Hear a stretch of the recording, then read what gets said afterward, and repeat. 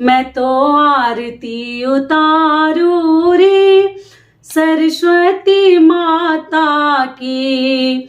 जय जय सरस्वती माता, जय जय माँ।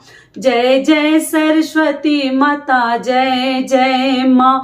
बड़ी ममता है, बड़ा प्यार माँ की आंखों में, बड़ी करुणा माया दुलार माँ की आंखों में। क्यों ना विनती करूं बारंबार माँ की आंखों में। दीप करूं, धूप धरूं, प्रेम सहित भक्ति कर, जीवन सुधारू रे। ओ प्यारा प्यारा जीवन सुधारू रे। मैं तो आरती उतारू रे सरस्वती माता की। नमस्कार दोस्तों, मैं हूं ममता तिवारी और आप सभी का स्वागत करती हूं मेरे चैनल ममताज वे में। कैसे हैं आप सब? तो ये बताने के लिए कमेंट बॉक्स में जय सरस्वती माता जरूर लिखें। तो चलिए दोस्तों, आज हम इस वीडियो में जानेंगे। आप सभी का प्रश्न है, मैं पहला वीडियो अपना डाली थी तो उसमें बोली थी कि सरस्वती पूजा के दिन सरस्वती माता को हमें आराम करने देनी चाहिए, पढ़नी नहीं चाहिए, पेन कॉपी पुस्तक ये सब हमें स्पर्श नहीं करनी चाहिए। तो बहुत सारे लोगों का कमेंट्स आया है, माताओं का, पेरेंट्स का, कि अगले दिन बोर्ड का एग्जाम है तो बच्चे कैसे नहीं पढ़ेंगे, तो इसके लिए क्या उपाय है, तो वो भी जानेंगे। साथ में ये भी जानेंगे पूजा विधि आप लोग बोले हैं, तो पूजा विधि हमें कैसे करनी है, क्या करनी है, पूजा का शुभ मुहूर्त क्या है, सब कुछ मैं आपके साथ शेयर करूंगी। तो आप लोग बने रहिए मेरे साथ मेरे चैनल पर। अगर आपको मेरा वीडियो पसंद आता है तो प्लीज आप मेरे चैनल को सब्सक्राइब कर दीजिएगा, बेल आइकन को प्रेस कर दीजिएगा, जिससे कि मेरे वीडियो के नए नोटिफिकेशन आप सभी के पास सबसे पहले पहुंचे। तो चलिए शुरू करते हैं और सभी महत्वपूर्ण बातें जान लेते हैं। तो सबसे पहले दोस्तों आपको बता दूं, माघ महीने के शुक्ल पक्ष की पंचमी तिथि के दिन हम बसंत पंचमी का त्योहार मनाते हैं। तो इस साल 2024 में बसंत पंचमी सरस्वती पूजा का त्योहार हम कब मनाएंगे?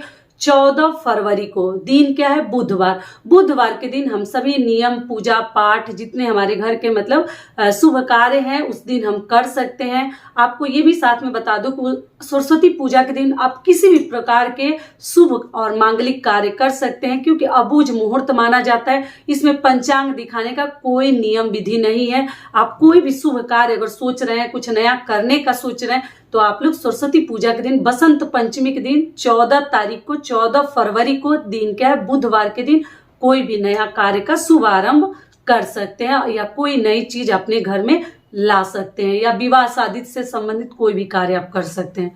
ये क्लियर हो गया। सबसे पहला आप लोगों का जो सवाल है वो जान लेते हैं। तो आपको बता दूं कि देखिए, सरस्वती पूजा के लिए आप लोग वीडियो मांगे हैं कि दीदी पूजा विधि करके बताइए। तो आपको बता दूं कि देखिए, मूर्ति हम लोग अभी खरीद के कैसे लाएंगे? एक दिन पहले ही खरीद कर लाते हैं या उसी दिन लाते हैं। एक दिन पहले तो नहीं लाते, उसी दिन लाते हैं और उसी दिन पूजा करते हैं, फिर विसर्जन कर देते हैं। तो मूर्ति मेरे पास नहीं है, इस वजह से मैं आपको नहीं दिखा पा रही हूँ।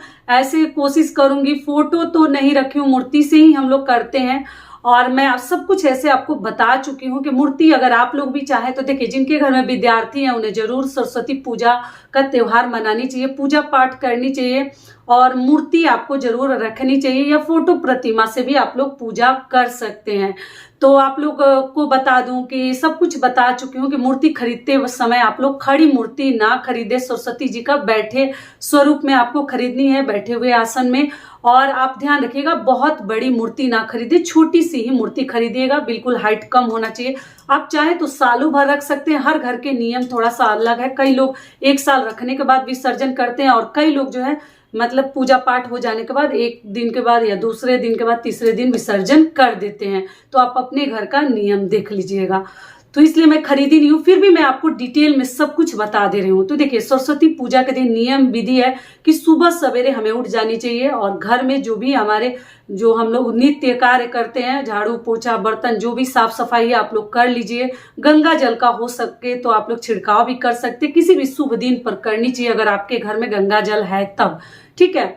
और उसके बाद से आप जो है स्नान ध्यान करके पीला वस्त्र जरूर पहन लीजिएगा, क्योंकि सरस्वती पूजा में पीले चीजों का ही प्रयोग किया जाता है। आपको मालूम ही है, पीला और सफेद भी बहुत सारे मतलब पुष्प वगैरह भी सरस्वती माता को सफेद भी चढ़ाया जाता है। लेकिन बसंत पंचमी के दिन पूरे परिवार में कोशिश करें मिलता जुलता पीला रंग अगर है तो आप लोग पीला ही पहने। और पीला रंग जो है शुभ का प्रतीक है, आपको मालूम ही है, तो आप लोग पहनिएगा।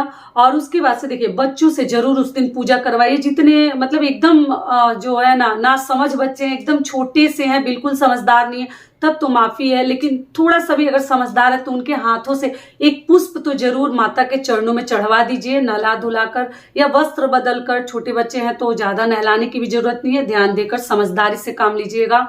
और जो है गुलाल वगैरह माता के चरणों पर चढ़वा दीजिए, मस्तक पे तिलक लगवा दीजिए, छोटे बच्चों से भी, क्योंकि ये बच्चों के ही पूजा है, बच्चे ही करते हैं। क्योंकि सरस्वती माता जो है विद्या की देवी है, तो स्टूडेंट ही मतलब मैक्सिमम पूजा करते हैं, विद्यार्थी ही इनकी पूजा करते हैं, और घर परिवार में तो हम करते ही हैं। तो ये हो गया।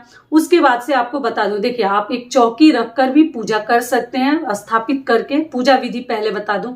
और उसके ऊपर आप जो है मूर्ति अगर खरीद के लाए हैं तो भी, नहीं लाए हैं तो भी फोटो प्रतिमा रख कर भी आप लोग पूजा कर सकते हैं। एक पीला वस्त्र माता को ओढ़ा दीजिएगा। जब मूर्ति लेने जाइएगा तो वहां सब कुछ मिलता है।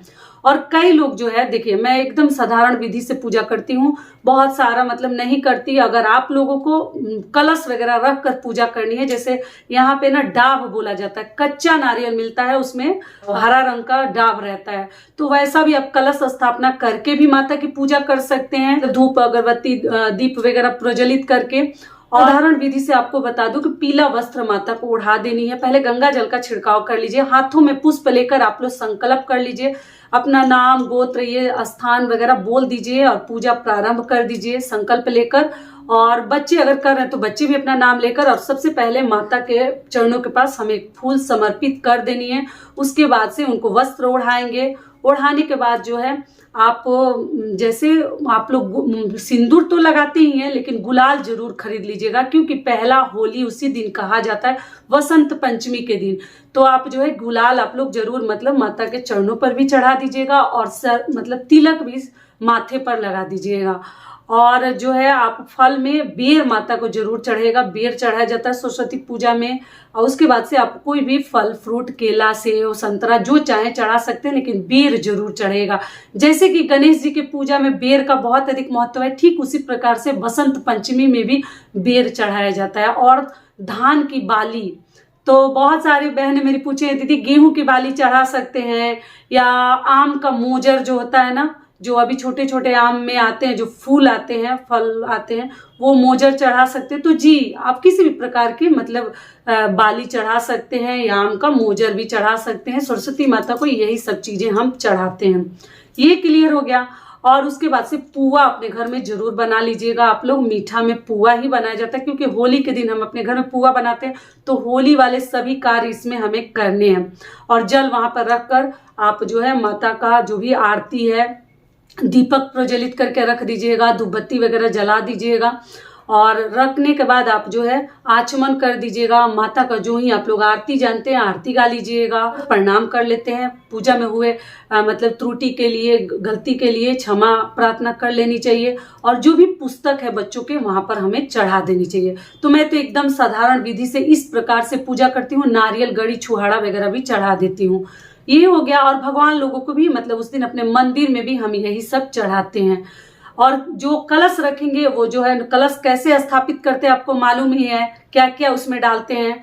तो आप जो है पान, सुपारी, सिक्का, ये सब चीजें डालकर, गंगा जल डालकर कलश स्थापित करके उसके ऊपर आप नारियल भी रख सकते हैं, या डाब जो है हरा वाला नारियल, कच्चा वाला, पानी वाला, वो भी रखकर कलश स्थापना करके भी पूजा कर सकते हैं। एकदम ऐसे ही साधारण विधि से पूजा किया जाता है। सुहाग की चीजों में भी आप चाहें तो, कई लोग सुहाग की चीजें भी चढ़ाते हैं, तो आप देख लीजिएगा, आप माता के लिए चाहे तो एक बिंदी सिंदूर भी चढ़ाकर रख सकते हैं। ये हो गया। तो ये हो गई साधारण पूजा हमारी। उसके बाद से आप लोग बोले हैं कि दीदी उस दिन नियम है कि सरस्वती पूजा के दिन पेन और पुस्तक वगैरह हमें मतलब माता को आराम देनी चाहिए, पढ़नी लिखनी नहीं चाहिए। उस दिन बच्चे पढ़ाई नहीं करते हैं। तो आप लोगों का सबसे महत्वपूर्ण सवाल है कि बच्चों का जो है 15 फरवरी के दिन दीदी एग्जाम है बोर्ड का, तो वो कैसे नहीं पढ़ेंगे, अगले दिन ही एग्जाम है। तो आपको बता दूं, देखिए घबराने की कोई बात नहीं है। अगर हम मजबूरी में कोई कार्य करते हैं ना तो उसके लिए भगवान भी हमें माफ कर देते हैं, लेकिन बिना मजबूरी का हम जो बोलते हैं ना कि हम कर लेंगे, जैसे अपने आप को बहुत ताकतवर समझते हैं, इन सभी चीजों को अंधविश्वास मानते हैं, तो भगवान भी माफ नहीं करते हैं। ठीक है कि नहीं, ये सब कहने सुनने वाली बातें हैं, तो ऐसे लोगों का तो भगवान भी माफ नहीं करते हैं। लेकिन मान लीजिए मजबूरी में एग्जाम है बच्चों का, तो पढ़ना तो पड़ेगा, क्योंकि हाथ पे हाथ रख कर तो बैठ नहीं सकते, तो आप क्या कीजिएगा, चढ़ा दीजिएगा भगवान के सामने पुस्तक को चढ़ाकर, माता के चरणों से लेकर पुष्प वगैरह जो है आपको थोड़ा सा बुक में, किताब में डाल दीजिएगा, अंदर पन्नों में, और डालकर प्रणाम करके माफी मांग के उस पुस्तक को वहां से उठा लीजिएगा। जिस भी चीज का आपका परीक्षा है आप लोग जो है चढ़ाकर फिर उठा लीजिएगा। आप लोग क्षमा प्रार्थना कर लीजिएगा कि हे माता, बहुत ही मजबूरी में उठाकर और फिर हम आपको पढ़ने जा रहे हैं, क्योंकि उनका पूजा है तो उस दिन आराम देना ही चाहिए, बड़े बुजुर्ग तो यही कहते हैं। लेकिन ऐसी स्थिति में, सिचुएशन में हम कैसे क्या करेंगे, तो आप लोग उठा लीजिएगा और फिर आप लोग अपना पढ़ाई जारी रखिएगा। ये हो गया तो चिंता बिल्कुल मत कीजिएगा। आपके जो भी आप लोगों का प्रश्न था, सोचिए कि इसमें बता दूं। अगली चीज क्या है कि कई ऐसे लोग बोलेंगे दीदी हम लोग खिचड़ी का भोग लगाते हैं, तो जी लगा सकते हैं। यहाँ वेस्ट बंगाल में खिचड़ी का ही भोग लगाया जाता है सरस्वती माता को, तो अगर आपके यहाँ लगाया जाता है तो जरूर लगा दीजिए। पुआ के साथ थोड़ा सा खिचड़ी भी मूंग दाल की आप लोग बना सकते हैं, कोई दिक्कत नहीं है। लहसुन प्याज मत डालिएगा, लेकिन खिचड़ी का भी भोग माता को लगाया जाता है। धान वगैरह जरूर चढ़ा दीजिएगा, बेर के साथ साथ धान की बाली मिले तो भी, गेहूं धान का ही बाली चढ़ाया जाता है, लेकिन मान लीजिए जिनको नहीं मिलता है, गेहूं का मिल जाए आसानी से, तो जो भी मिलता है आप लोग चढ़ा दीजिएगा। या आप लोग आम का मोजर भी चढ़ा सकते हैं। सारी बातें क्लियर हो गई। उसके बाद से आप जो है बड़ों का आशीर्वाद लेकर, और शाम को भी आरती हमें जरूर करनी है, माता को भोग जरूर लगानी है। अगर आप अपने घर में मूर्ति लाकर पूजा पाठ अगर कर रहे हैं, स्थापित किए हैं, तो शाम को भी भोग लगानी है। ऐसा नहीं कि भोग नहीं लगाएंगे। और अखंड ज्योति हो सके तो जरूर आप लोग प्रज्वलित करके रख दीजिएगा। सारी बातें क्लियर हो गई। और देखिए, एक कमरा हो तो भी पूजा आपको करनी है, या अनेक कमरा हो तो भी आपको पूजा करनी है, लेकिन पूजा हमें जरूर करनी है। जितना जगह है, जैसा भगवान हमें दिए हैं, उतना ही में हम भगवान का नाम लेंगे, लेकिन लेंगे जरूर। तो चलिए अब आगे जान लेते हैं पूजा का शुभ मुहूर्त। इससे पहले दोस्तों, अगर आप लोगों को मेरा वीडियो पसंद आता है तो प्लीज चैनल को सब्सक्राइब कर दीजिएगा और वीडियो को लाइक कर दीजिएगा, क्योंकि आपके एक लाइक से हमें बहुत अधिक हिम्मत और प्रेरणा मिलती है, तो जरूर कर दीजिएगा। और पूजा का शुभ मुहूर्त आपको बता दूं, सुबह 7 बजे से लेकर 14 फरवरी के दिन और दोपहर 12 बजे 12:30 बजे तक आप लोग पूजा कर लीजिएगा, क्योंकि छोटे बच्चे हैं ना, फिर उनको भूख लग जाती है। तो कोशिश करें कि सुबह ही कर ले तो अच्छा है, कुछ खा सकते हैं बच्चे, और खा पी कर तो पूजा नहीं करनी चाहिए। मान लीजिए एकदम छोटे बच्चे हैं तो खिला दीजिएगा, लेकिन जो पेरेंट्स है वो बिना पूजा पाठ किए आपको नहीं खानी है। व्रत रखकर ही पूजा करनी है। पहले माता को भोग लगानी है, घर के मंदिर में भोग लगानी है, उसके बाद ही हमें अन्न ग्रहण करनी है। जल आप लोग पी सकते हैं। सारी बातें क्लियर हो गई। और आप लोग पूछेंगे दीदी मासिक धर्म में क्या करें, तो मासिक धर्म में आपको कुछ नहीं करनी है, बच्चों से पूजा पाठ करवा देनी है। दूर से आप लोग जो है सुझाव दे दीजिएगा, उनको बता दीजिएगा कैसे क्या करनी है, यही सब कार्य आपको करनी है। बाहर से मिठाई वगैरह मिष्ठान मंगाकर भोग लगा दीजिएगा, आप प्रसाद मत बनाइएगा। सारी बातें क्लियर हो गई। तो आशा करती हूँ, उम्मीद करती हूँ कि इस वीडियो से आप सभी को बहुत अधिक लाभ मिलेगा। फिर मिलती हूँ एक नए वीडियो में, तब तक के लिए नमस्कार। स्वस्थ रहिए, सुरक्षित रहिए, और जहां कहीं भी रहिए खूब खुश रहिए। धन्यवाद।